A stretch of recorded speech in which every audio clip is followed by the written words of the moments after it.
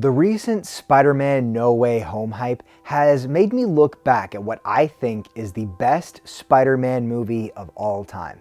And I'm actually willing to take it a step further, because I think Spider-Man Into the Spiderverse is the best superhero movie of all time. And today, I'm going to be paying tribute to that work of art. But first, a little bit of backstory.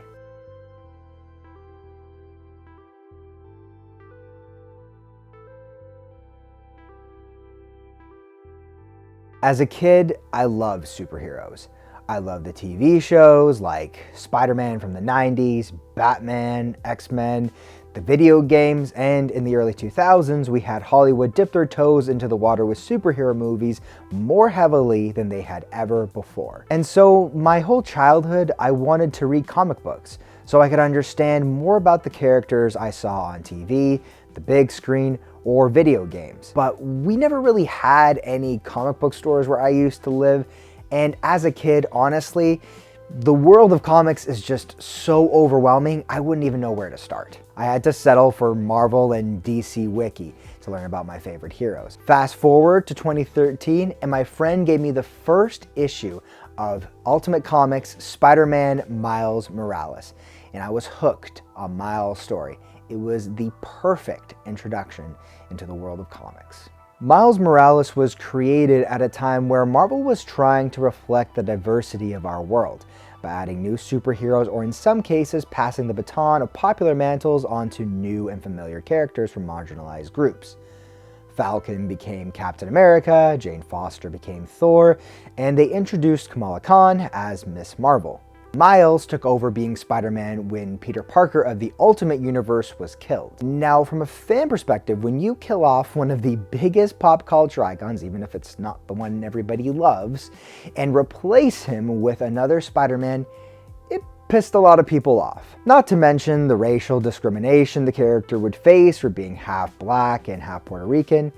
Safe to say, Morales as a prominent character has not been accepted with open arms. But on the plus side of things, the Ultimate Comics were a spin-off in many ways. A lot of fans don't consider them the real Marvel comics. But with Miles' charm and relatability of the average person and great supporting cast, Miles would actually be the only thing keeping the Ultimate Comics alive. He was such a big hit that they actually ended up bringing him over to the main Marvel Universe. But for me, I of course wanted the people to know about him. In fact, most people until Spider-Man Into the Spider-Verse had no idea of the character's existence. But I still wanted him to have his own movie, but with the right team that could do a story justice, because the reality is, this could end horribly. The writers could easily disregard the character we've all come to love. They could play hard on stereotypes, or they could fill up a cast of A-list actors to gain eyes and break the box office. Or fill it up with too many villains and heroes and give the story no way to flesh itself out. Fast forward to the first trailer of the movie, and I had a lot of hope. You could see the storyline they would base the movie off of. The use of animation was great to see, but it didn't relax my anxiety completely. Then the next trailer came out, and I lost it. Looking at the trailer, the movie was starting to fit some typical issues. It seemed like they were just going for this classic kiddie animated movie to appeal to a younger audience. I saw the other spiders that they were introducing, and I was fuming mad and scared for what might happen. With Spider-Man Noir and Spider-Pig, it looked like it would be too goofy and silly. It gave me bad vibes. The idea this could shape Miles as a character because of moviegoers not taking him seriously, or probably shutting down any chance of seeing him in movies or shows for the next decade or so, or even worse, change his character in the comics. Either way, it was Miles Morales' first movie. I had to see it. It was the most happy and most fulfilled I had ever been watching a movie.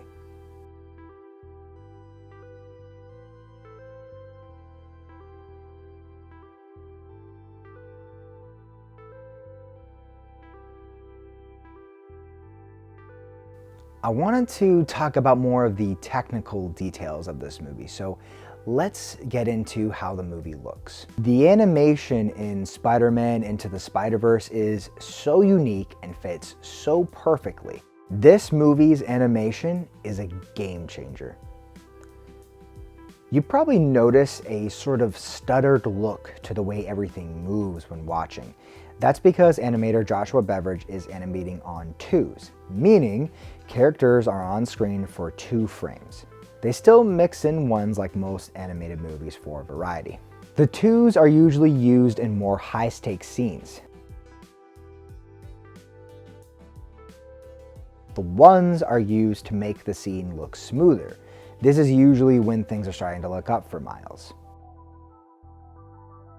Other little things that really stand out is the way each spider looks, like they're each from a different art form. Danny Demian makes Spider-Ham look like a regular cartoon. He's very smooth, more lifelike.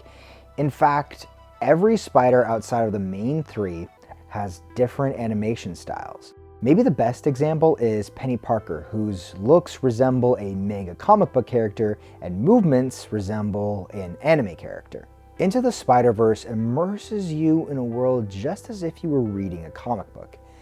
It's almost like an illustration come to life. If you pause on a frame, it looks like a real comic book panel or a splash page. And clearly that's what Demian and Beveridge were going for. When we started the film, we really didn't know what we wanted the film to look like. We did know what our inspiration was. We all loved comic books, and we went back and we looked at comic books to see what was special about them. We fell in love with the half-toning, the hatching, and the line work. We were really inspired by Jack Kirby's illustrations. He has the Kirby crackle or Kirby dots that he uses a lot. We'll see these dots as a motif through the entire movie. And a lot of the techniques or visuals that came from how the comic books were printed. I think the point of animation, or just the general look and feel of any film, is to not overpower what's going on with the characters and the story. It's supposed to complement it and bring you into its world when you watch. The animation of Into the Spider-Verse adds so much to the story that we're following. These scenes could easily feel cluttered with too much going on, especially in scenes with a lot of action, but I never got that feeling. It's bright and colorful, loud and energetic, but it can also feel subdued and easy to understand. The skyscrapers of Manhattan, with all their detail, don't take away anything from the leap of faith scene. It actually helps you internalize how huge this moment is in Miles' character trajectory. For copyright reasons, I won't be able to use any of the music, and I'll be honest, I don't have the greatest depth of knowledge when it comes to music or sound, but I'd be kicking myself if I didn't talk about the incredible sound of Into the Spider-Verse. A soundtrack and the sounds of the movie are supposed to set the tone. They're supposed to create impact and captivate you, and I can definitely say I felt captivated when I was in the theaters watching this movie. First off, every song in the soundtrack is awesome. The way this movie just sets the tone with its soundtrack, the way it pulls you, gives you hope.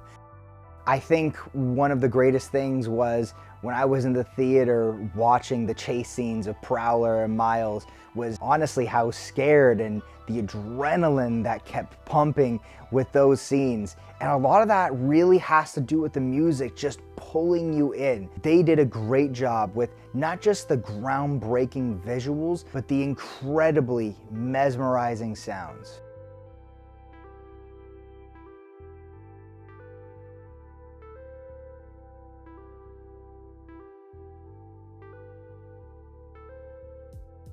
Finally, we get to the story elements that make this movie so powerful. What's interesting is we see a very outgoing Miles, more similar to the recent Saladin Ahmed comics versus the original Brian Michael Bendis comics. He's just a kid from Brooklyn, adapting to a new school, completely out of his comfort zone. But like any young teenager, life is getting overwhelming, especially with his father's expectations. Obviously, the addition of superpowers and other responsibilities don't help that. Like any coming-of-age story, the protagonist goes through some trials and tribulations. Jefferson is uncompromising in the way he wants Miles to go through life. He wants him to be dedicated to school and his studies with little room for anything else. His uncle Aaron fills that void. He's someone to look up to, who has a cool and interesting lifestyle, someone to guide Miles, someone he can trust and bond with. Aaron is the only person to give this young boy an outlet for his creativity. As the movie goes on, he has a run-in with one of Kingpin's henchmen, the Prowler, who chases Miles down after witnessing the death of Spider-Man. Later, Miles finds out that this man who lives a life of crime was his Uncle Aaron, and we can feel the betrayal Miles is experiencing. His role model was even worse than what his father warned him about. Not too long after, more chaos ensues. A life Miles had never asked for becomes a nightmare. His uncle chases him down again, and before he nearly kills him, Miles reveals himself. Aaron, of course, would never hurt his beloved nephew, so he puts him down and lets him get away. But in doing so, he loses his life. Relationships in this movie are so key because this moment becomes Miles' why.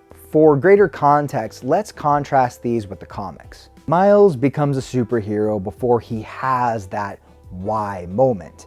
He's just a really good person who felt unnecessary guilt for the death of Peter Parker and a city that is in need of a hero. He's a caring person who wants to do the right thing. Versus Into the Spiderverse, he's really not sure if he wants to throw his whole life away and constantly put himself in danger as a kid who's barely even hit puberty. But he has a strong bond with his uncle, a bond through love and acceptance of the person he is and encouragement of the great man he can become. Aaron shows him that you can always be better, that you can always do the right thing. In the comics, you actually see Aaron being abusive. He pushes Miles to his limits and gets him to do things he doesn't want to do. You don't see that love return to Miles until much later. In the movies, we see an even softer side of Jefferson, a more understanding father who really just wanted the best for his son. He understands he's not a perfect parent, but he knows his boy is great and he loves him and just wants him to be happy. Versus the comics, where he actually rejects him and blames him for the death of his uncle and his mom. And look, neither is truly bad. It's great to have people like Miles from the comics that are good and just know right from wrong the moment they can crawl, and I love him for that. But as an audience, we don't just want our characters to be relatable. We want that, of course, but we want a step above that. Because what adds to that relatability is having a bond with them. We want to share in their experiences. We want to know their struggle. We want to know their hopes and dreams. And through all that, we want them to win that much more. Spider-Man Into the Spider-Verse blew me away because they were able to stay true to Miles Morales. And as a fan, that's important to me. But not just that. They were able to take him and push him to new heights, to take him a step forward, to take all of the other characters in his story another step forward. And truly, they created a masterpiece. Everyone, I really appreciate you watching this video. You guys have no idea what it means to me. Please, if you can, subscribe to Lingo News. I'll explain later on that, but leave a comment below. Let us know what you liked, what you didn't like about Into the Spider-Verse. Let us know what Spider movie you like better, if that's the case, or whatever superhero movie you like better, because we really want to grow this community here with Lingo News. Once you've subscribed, hit that bell, because we're gonna have more content. I myself will be making a Miles Morales video. It's celebrating his 10-year solo comic anniversary, so you don't want to miss that. Appreciate you guys. We'll see you in the next one.